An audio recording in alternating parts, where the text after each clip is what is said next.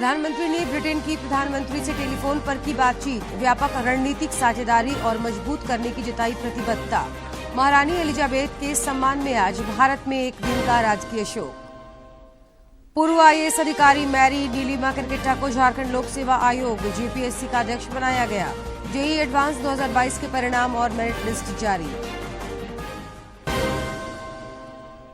रांची में प्रथम media cup football का आगाज। झारखंड फुटबॉल संघ के अध्यक्ष सह मंत्री मिथिलेश ठाकुर ने किया उद्घाटन। 18 सितंबर को खिताबी भिड़ंत। और बंगाल की खाड़ी के ऊपर बने निम्न दबाव क्षेत्र का राज्य में दिखने लगा असर। छिटपुट वर्षा का दौर शुरू। कल से 14 सितंबर तक कुछ इलाकों में भारी बारिश की चेतावनी।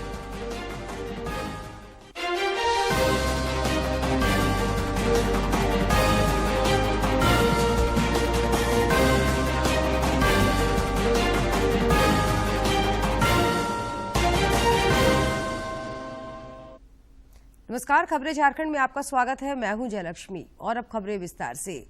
प्रधानमंत्री नरेंद्र मोदी ने ब्रिटेन की प्रधानमंत्री लिज ट्रस से टेलीफोन पर बातचीत की और उन्हें प्रधानमंत्री बनने पर बधाई दी। इस दौरान श्री मोदी ने भारत और ब्रिटेन के बीच व्यापक रणनीतिक साझेदारी और मजबूत करने की प्रतिबद्धता जताई। प्रधानमंत्री मोदी ने लिज ट्रस को प्रधानमंत्री पदभार संभालने की बधाई दी। प्रधानमंत्री मोदी ने व्यापार और विदेश मंत्री के रूप में अपनी पिछली भूमिकाओं में रहते हुए लिज ट्रस के भारत यूके द्विपक्षीय संबंधों में योगदान की भी सराहना की। दोनों नेताओं ने भारत और ब्रिटेन के बीच व्यापक रणनीतिक साझेदारी को और मजबूत करने की प्रतिबद्धता जताई। दोनों नेताओं ने रोड मैप 2030 के कार्यान्वयन में प्रगति, एफटीए वार्ता, रक्षा और सुरक्षा सहयोग तथा दोनों देशों के बीच लोगों के बीच संबंधों सहित द्विपक्षीय हित के विभिन्न मुद्दों पर चर्चा की। प्रधानमंत्री नरेंद्र मोदी ने भारत के लोगों की ओर से महारानी एलिजाबेथ द्वितीय के निधन पर शाही परिवार और ब्रिटेन के लोगों के प्रति गहरी संवेदना व्यक्त की। ब्रिटेन की महारानी एलिजाबेथ द्वितीय के सम्मान में आज भारत में एक दिन का राजकीय शोक रखा गया है। एलिजाबेथ का निधन 8 सितंबर को हुआ था और उनका अंतिम संस्कार 19 सितंबर को होगा। राष्ट्रीय ध्वज आधा झुका रहेगा। जहां राष्ट्रीय ध्वज नियमित रूप से फहराया जाता है, महारानी एलिजाबेथ द्वितीय का 8 सितंबर को निधन हो गया था।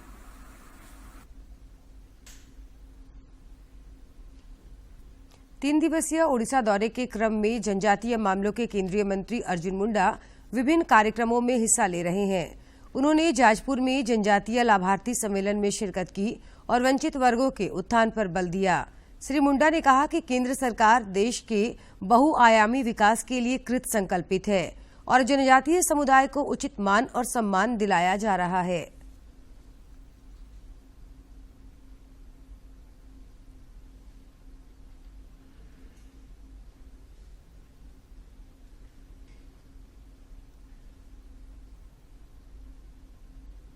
केंद्रीय गृह मंत्री अमित शाह आज गुजरात दौरे के क्रम में विभिन्न सार्वजनिक कार्यक्रमों में शिरकत करेंगे।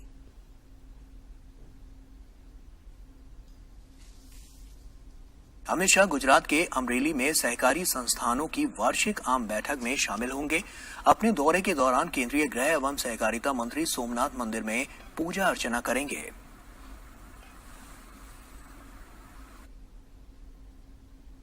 पूर्व आईएएस अधिकारी मैरी नीलिमा करकेट्टा को झारखंड लोक सेवा आयोग जेपीएससी का अध्यक्ष बनाया गया है। यह पद कुछ दिनों से खाली था। इधर जेईई एडवांस 2022 के परिणाम और मेरिट लिस्ट आज जारी कर दिए गए।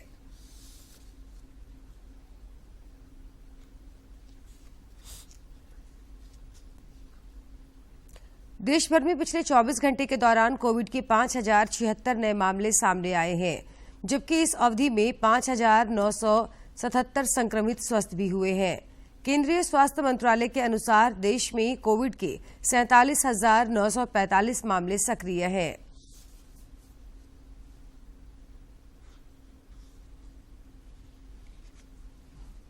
इधर झारखंड में भी कोरोना से जंग जारी है और पिछले 24 घंटे के दौरान अनेक कोरोना वीरों ने इस महामारी को शिकस्त दी है। रांची में इस अवधि में एक मरीज की पुष्टि हुई, जबकि 3 मरीजों ने कोरोना को हराया। स्वास्थ्य विभाग के अनुसार रांची में कोविड के 24 मामले सक्रिय हैं।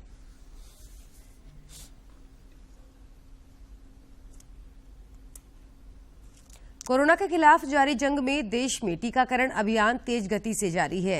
केंद्रीय स्वास्थ्य मंत्रालय के अनुसार देश में अब तक कुल 2 अरब 15 करोड़ 3 से अधिक कोविड रोधी टीके लगाए जा चुके हैं।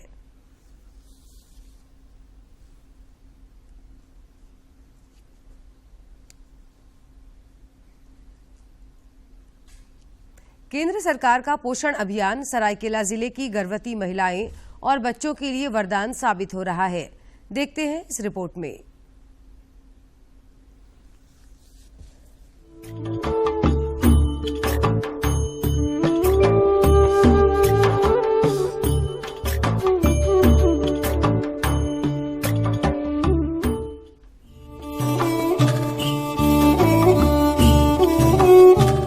झारखंड के सरायकेला जिले में अब महिलाएं पोषित हो रही हैं और स्वस्थ बच्चों को जन्म दे रही हैं। केंद्र सरकार का पोषण अभियान देश के बेहतर कल का निर्माण कर रहा है। सरायकेला जिले की निवासी प्रतिमा तंतुबाई को दैनिक जीवन में काफी संघर्ष करना पड़ा था। पोषण अभियान ने उनको खुशहाल जीवन जीने की नई राह दिखाई। आइए मिलते हैं प्रतिमा तंतुबाई से। जब मैं गर्भवती हुई तो मुझे सेविका दीदी ने आंगनबाड़ी में पंजीकरण कराने को कहा गया। मैंने पंजीकरण कराया। उसके बाद मुझे AMC के टीके लगाए गए। फिर मुझे जांच के दौरान TD के 2 टीके लगे। उसके बाद 6 महीने पूरा होने पर मेरी गोद भराई की गई। मुझे तिरंगा भोजन करने, नियमित रूप से आराम करने, आयरन और कैल्शियम गोली नियमित रूप से खाने के लिए कहा गया। मैंने वैसा ही किया। 9 महीने पूरा होने पर मैंने सरकारी अस्पताल में एक स्वस्थ बच्चे को जन्म दिया। पोषण अभियान के द्वारा प्रतिमा को उनकी पोषण आवश्यकताओं की पूर्ति के लिए निःशुल्क राशन मिला। और मेरी जितनी भी ग्राम की महिलाएं हैं उनको भी बोलती हूँ कि ये पोषण अभियान का जो हम लोगों का लाभ है उसको उठाएं, उसको समझें। हमारे ब्लॉक के अंतर्गत 248 आंगनबाड़ी केंद्र हैं, जिसमें प्रत्येक माह पोषण अभियान के तहत प्रत्येक दूसरे बुधवार और चौथे बुधवार को CB के कार्यक्रम आयोजित किए जाते हैं, जिसमें जो योग्य लाभुक हैं गोद भराई, गर्भवती माताओं की गोद भराई की जाती है और जो छोटे बच्चे हैं जो 6 माह पूरा किए हैं उन्हें हम लोग अन्नप्राशन करके उनकी मुजुठी करते हैं। पोषण अभियान के तहत मुझे जो भी सुविधाएं दी गई उसके लिए मैं श्री माननीय नरेंद्र मोदी जी का धन्यवाद करती हूँ। पोषण अभियान महिलाओं और शिशुओं के स्वास्थ्य में उत्तम सुधार, सबको मिल रहा पौष्टिक आहार।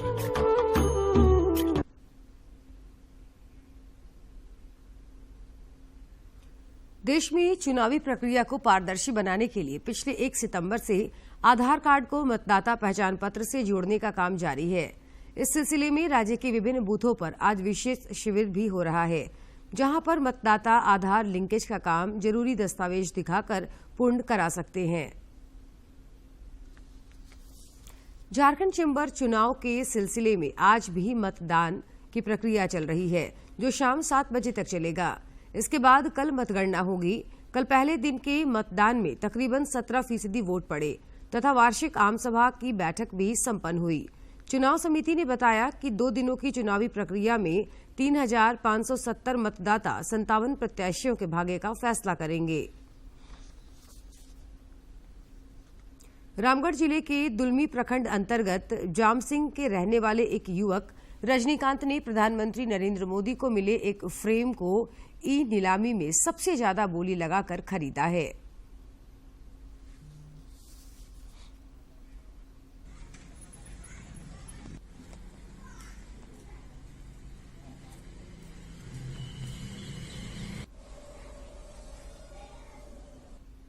प्रधानमंत्री श्री नरेंद्र मोदी जी के द्वारा मेरा छोटा पुत्र रजनीकांत, जो अभी एम्स जोधपुर में लैब टेक्नीशियन के पद पर कार्य कर रहा है, उसके द्वारा यह फ्रेम खरीदा गया है। यह फ्रेम खरीद करके उनके द्वारा मुझे दिया गया और इससे मैं काफ़ी गौरवान्वित हूँ, क्योंकि वर्तमान में जो भारत के प्रधानमंत्री श्री नरेंद्र मोदी जी हैं, ये देश के सबसे यशस्वी प्रधानमंत्री हैं, जिनके द्वारा देश आज आर्थिक रूप में ही नहीं बल्कि चहुमुखी विकास की ओर अग्रसर है और ये देश के पहले प्रधानमंत्री हैं जो इनको उपहार स्वरूप जो विदेशों से या अपने देश से जो प्राप्त हो रहा है उसे ये ऑप्शन कर रहे हैं और ऑप्शन के माध्यम से ही यह मेरा पुत्र जो है इसको 1500 रुपये के आसपास में परचेज किया है और हम इससे बहुत ही गौरवान्वित हैं। हमें बहुत ही खुशी की अनुभूति हो रही है कि यह जो है पुरस्कार आज मेरे घर में शोभायमान हो रहा है। मैं इस जमशेदपुर में जिला उद्यान विभाग और टाटा पावर द्वारा संचालित स्वयंसेवी संगठन की ओर से महिलाओं को आत्मनिर्भर बनाने के लिए विशेष प्रशिक्षण कार्यक्रम चलाया जा रहा है ताकि आधुनिक तरीके से महिलाएं मशरूम की खेती के लिए प्रशिक्षित हो सकें। पूर्वी सिंहभूम के जिला उद्यान पदाधिकारी मिथिलेश कालिंदी ने बताया कि वैसी महिलाएं जिन्होंने मशरूम की खेती में विशेष रुचि रखती हो उन्हें 180 बैग वेस्टर्न मशरूम दिया गया है ताकि वे अपनी आर्थिक स्थिति मजबूत कर सकें। उद्यान विभाग है हम लोगों का, झारखंड सरकार का, उसके द्वारा वैसे महिला किसानों को हम लोग सिलेक्ट किए जो उनकी विशेष रुचि है मशरूम उत्पादन में, क्योंकि पहले से करती आ रही थी और इनके समूह को हम लोग टोटल 180 बैग इनको दिया था वेस्टर्न मशरूम का। स्वयंसेवी संगठन के सदस्य शकुंतला गोदसरा ने बताया कि परसोडी के मतकुंभ टोला में 5 दिनों तक प्रशिक्षण के बाद 180 बेड उपलब्ध कराया गया है। इसमें 3 बार मशरूम निकलता है जिससे लाबुक सुखाने के बाद उसका पाउडर बनाते हैं और बाजार में बेचते हैं। 5 दिवसीय का प्रशिक्षण मिला और इसमें से जो है 5 दीदी को 180 बेड मिला था। एक बेड से ये लोग का 3 बार मशरूम मिला और उसमें से 2 किलो करके मशरूम निकला और मशरूम को ये लोग अपने लोकल ये जो मार्केट है परसोडी में ये लोग यहाँ पर बिक्री की और हम लोग जो है ये लोग 12 महीना मशरूम की खेती करते रहे और अपना इनकम करते रहे। महिला समूह के अध्यक्ष सुखमती सोई ने बताया कि महिलाओं के द्वारा मशरूम की खेती कर 70 से 80 हजार रुपए का मुनाफा साल भर में कमा रही हैं। एक बेड में हम लोग का स्पोन लगता है 200 ग्राम का। अच्छा, हाँ। तो कैसा कमाई कैसा हुआ इस बार? कमाई तो सर अच्छा ही है। इस साल जैसे कि हम लोग का इस साल से 3 प्रकार का किए, पहले तो वेस्टर स्ट्रिप करते थे तो कमाई हम लोग का लगभग साल में मतलब 70-80 हजार हम लोग का हो जाता है। मशरूम की खेती पूर्वी सिंहभूम जिले के ग्रामीण क्षेत्रों में महिला समूह द्वारा आमदनी का बेहतर जरिया माना जा रहा है और बड़ी संख्या में लोग मशरूम की खेती के लिए प्रेरित हो रहे हैं। जमशेदपुर से राजेश लालदास की रिपोर्ट। भूदान आंदोलन के प्रणेता महान विचारक और स्वतंत्रता सेनानी भारत रत्न आचार्य विनोबा भावे की आज जयंती है। प्रधानमंत्री नरेंद्र मोदी समेत अन्य राजनेताओं ने उन्हें जयंती पर नमन किया है। शिकागो में स्वामी विवेकानंद के ऐतिहासिक भाषण की आज 129वीं वर्षगांठ है। प्रधानमंत्री नरेंद्र मोदी समेत अनेक राजनेताओं ने उस ऐतिहासिक पल को याद किया। विश्व शांति के लिए स्वामी जी के ये ऐतिहासिक विचार आज भी सभी लोगों के प्रेरणा स्रोत और प्रासंगिक बने हुए हैं। इस भाषण की शुरुआत उन्होंने मुझे गर्व है कि मैं उस धर्म से हूं जिससे दुनिया को सहिष्णुता और सार्वभौमिक स्वीकृति का पाठ पढ़ाया गया है के वाक्य से किया था जो कालजयी है। रांची में आज से प्रथम मीडिया कप फुटबॉल का आगाज हुआ जो आगामी 18 सितंबर तक चलेगा। प्रतियोगिता में 8 टीमें हिस्सा ले रही हैं जिनके बीच जोर आजमाइश होगी। झारखंड फुटबॉल संघ के अध्यक्ष सह मंत्री मिथिलेश ठाकुर ने आज इस प्रतियोगिता का विधिवत उद्घाटन किया। इस दौरान उन्होंने प्रतिभागी खिलाड़ियों से मुलाकात कर उनकी हौसला अफजाई भी की।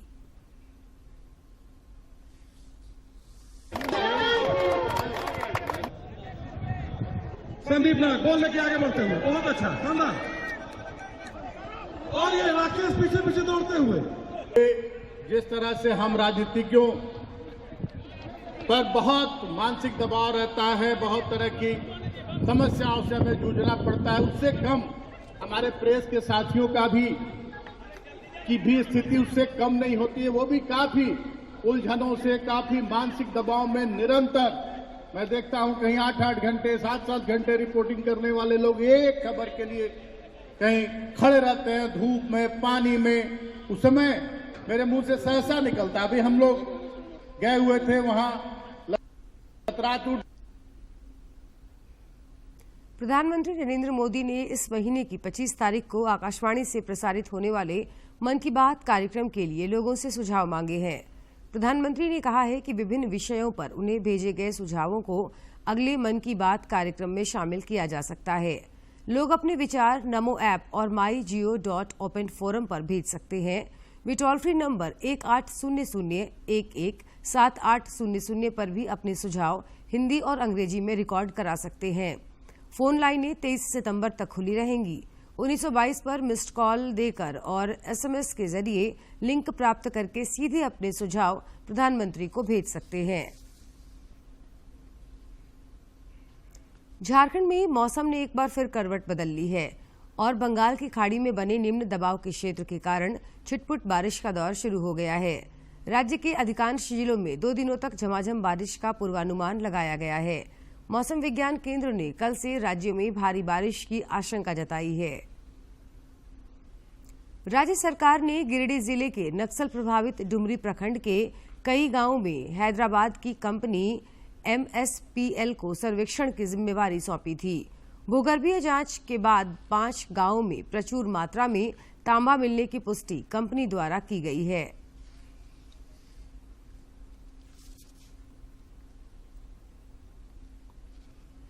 अबरख और कोयले के प्रचुर भंडार के रूप में पहचान बनाने वाले गिरिडीह जिले के डुमरी प्रखंड में तांबे के अकूत भंडार मिलने से स्थानीय लोगों में खुशी की लहर देखी जा रही है। हैदराबादी कंपनियां, सरकार के बहुत सारे मुलाजिम लोग आए और हम लोग आज 2 साल से देख रहे हैं इसका सर्वे चल रहा है।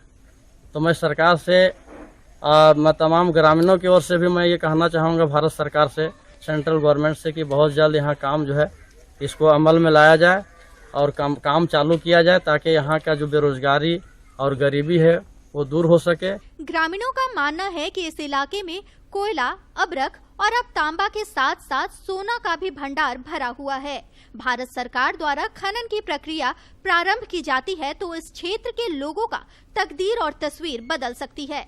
बोरिंग करते समय उसमें माल भी निकाल रहे थे और सोने के जैसा थोड़ा छोटा छोटा भी थोड़ा झलक रहे थे और अबरख भी है और तांबा भी है। बड़ा जो है इसको जो है चालू करने के नियत से अपना जो है ड्रिल करके यहाँ से सैंपल भेजा गया है। पहले भी है, बहुत पहले जो है कार्य हुआ है, जो अंग्रेजों के ज़माना में जो है 1947 के लगभग जो है यहाँ कार्य हुआ था, जो कि बहुत सारा जो है माल लोग भी अंग्रेज लोग निकाल के ले गए हैं। डुमरी के अंचलाधिकारी धनंजय गुप्ता का कहना है कि कंपनी द्वारा पिछले कई महीनों से लगातार सर्वे का काम किया जा रहा है। उन्होंने बताया कि अब तक 5 गांव के लगभग 500 एकड़ भूमि पर तांबा के प्रचुर भंडार का पता चला है। 5 गांवों में सर्वे किया गया है, कोल्हुआ, बरगंडा, अंबाड़ी, परसा, बेड़ा एवं फतेहपुर। इसमें लगभग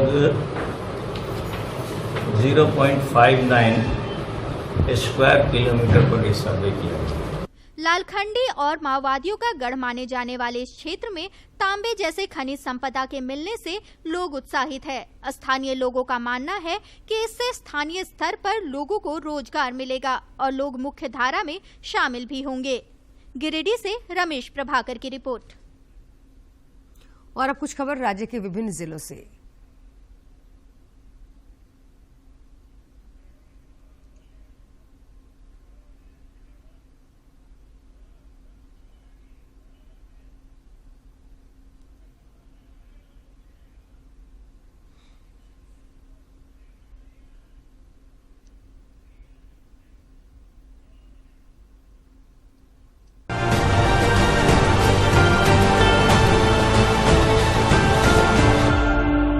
आजसू अध्यक्ष सुदेश महतो ने रांची जिला अंतर्गत सुनाहातू प्रखंड के सेरिंगहातू में पीसीसी पथ निर्माण कार्य तथा JSLPS कार्यालय परिसर में पेवर ब्लॉक अधिष्ठापन कार्य का शिलान्यास किया।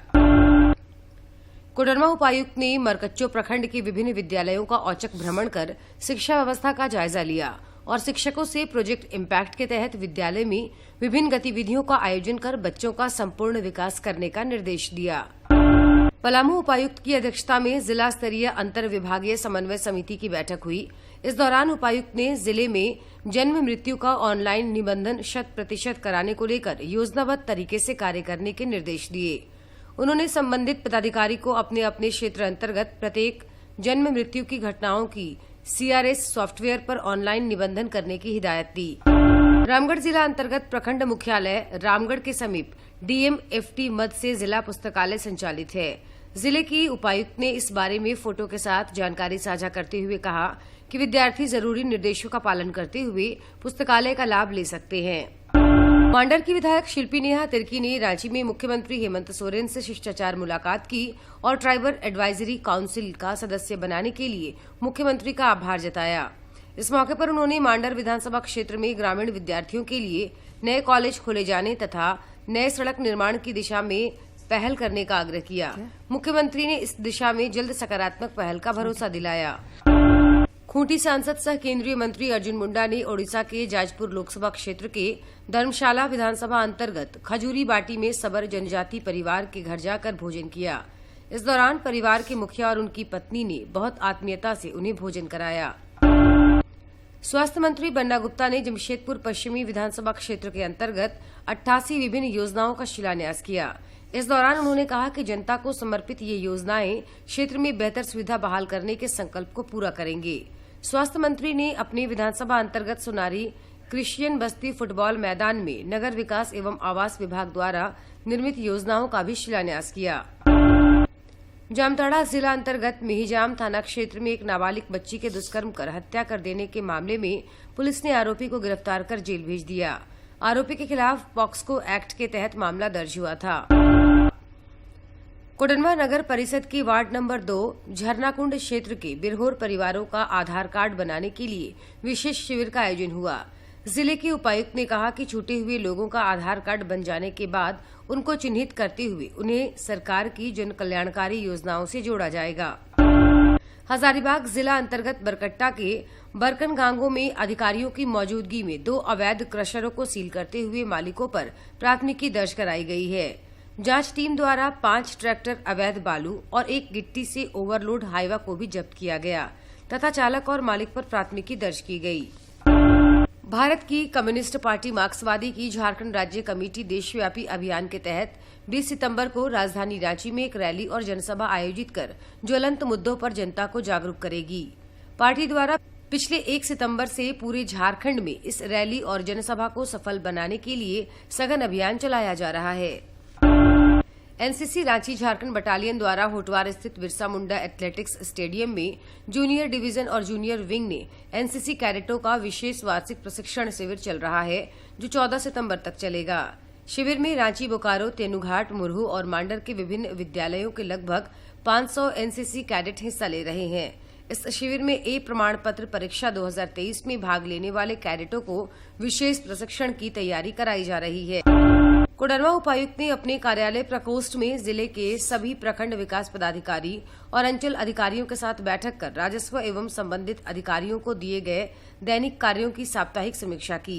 इस मौके पर अपर समाहर्ता भी मौजूद थे।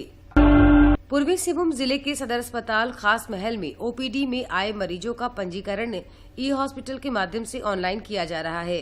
इस संबंध में रांची से आई टीम ने सदर अस्पताल के कर्मियों को प्रशिक्षण भी दिया।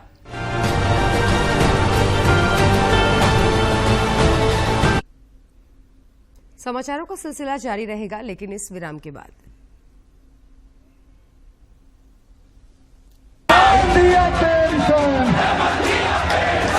एक प्रखंड से कर्मचारी उठ करके माननीय मुख्यमंत्री का आभार प्रकट करने आया है। पुरानी पेंशन व्यवस्था सभी कर्मचारियों को सौगात के रूप में दी है। इस राज्य सरकार हमारी बनेगी, आपके पेंशन का जो सिस्टम है इस पर सरकार पुनर्विचार करेगी। झारखंड के लाखों राज्य कर्मियों के वर्षों के संघर्ष को मिला मुकाम। 1 सितंबर को अभी हमारा पुराना पेंशन चालू हुआ है। हमारे झारखंड के सीएम नहीं होते तो हमें बुढ़ापे का सहारा पुरानी पेंशन व्यवस्था नहीं मिल पाती। हमें मैं बोलने पर विश्वास नहीं रखता, मैं काम करने पर विश्वास रखता। मेरे लिए तो ये अमृत वर्षा है और अंतिम सांस तक मैं मुख्यमंत्री जी के इस वरदान को नहीं भूलूंगा। वादा हुआ पूरा। सीएम हेमंत सोरेन के कुशल नेतृत्व में सरकार ने लाखों राज्य कर्मियों और उनके परिवार का भविष्य किया सुरक्षित।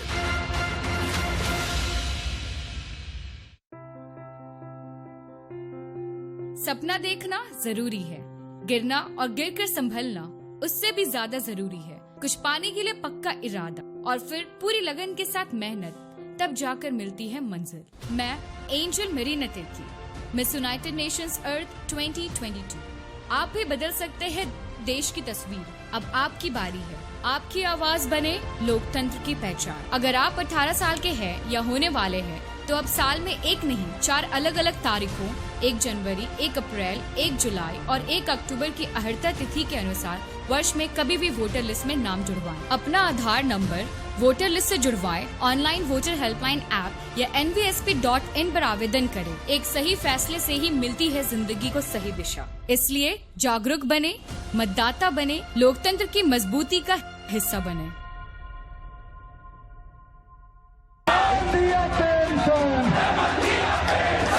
एक एक प्रखंड से कर्मचारी उठ करके माननीय मुख्यमंत्री का आभार प्रकट करने आया है। पुरानी पेंशन व्यवस्था सभी कर्मचारियों को सौगात के रूप में दी है। इस राज्य सरकार हमारी बनेगी, आपके पेंशन का जो अभी सिस्टम है इस पर सरकार पुनर्विचार करेगी। झारखंड के लाखों राज्य कर्मियों के वर्षों के संघर्ष को मिला मुकाम। 1 सितंबर को अभी हमारा पुराना पेंशन चालू हुआ है। हमारे झारखंड के सीएम नहीं होते तो हमें बुढ़ापे का सहारा पुरानी पेंशन व्यवस्था नहीं मिल पाती। हमें मैं बोलने पर विश्वास नहीं रखता, मैं काम करने पर विश्वास रखता हूं। मेरे लिए तो ये अमृत वर्षा है और अंतिम सांस तक मैं मुख्यमंत्री जी के इस वरदान को नहीं भूलूंगा। वादा हुआ पूरा। सीएम हेमंत सोरेन के कुशल नेतृत्व में सरकार ने लाखों राज्य कर्मियों और उनके परिवार का भविष्य किया सुरक्षित।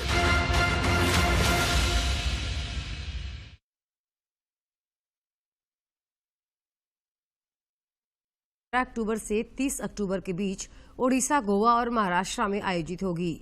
ओडिशा के मुख्यमंत्री नवीन पटनायक ने इस उपलक्ष्य में राज्य के आधिकारिक मेजबान शहर के लोगों को लॉन्च किया।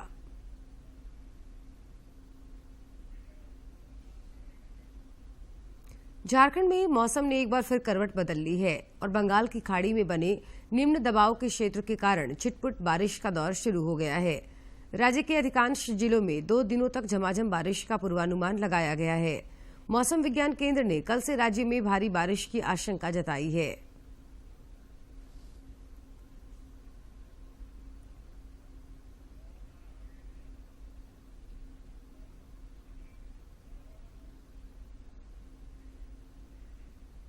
और खबरों के अंत में एक नजर मुख्य समाचार पर।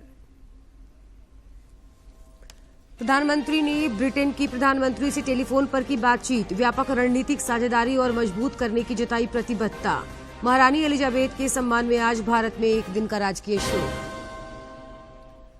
पूर्व आईएएस अधिकारी मैरी नीलिमा करकेट्टा को झारखंड लोक सेवा आयोग जेपीएससी का अध्यक्ष बनाया गया। जेईई एडवांस 2022 के परिणाम और मेरिट लिस्ट जारी। रांची में प्रथम मीडिया का फुटबॉल का आगाज। झारखंड फुटबॉल संघ के अध्यक्ष सह मंत्री मिथिलेश ठाकुर ने किया उद्घाटन। 18 सितंबर को खिताबी भिड़ंत।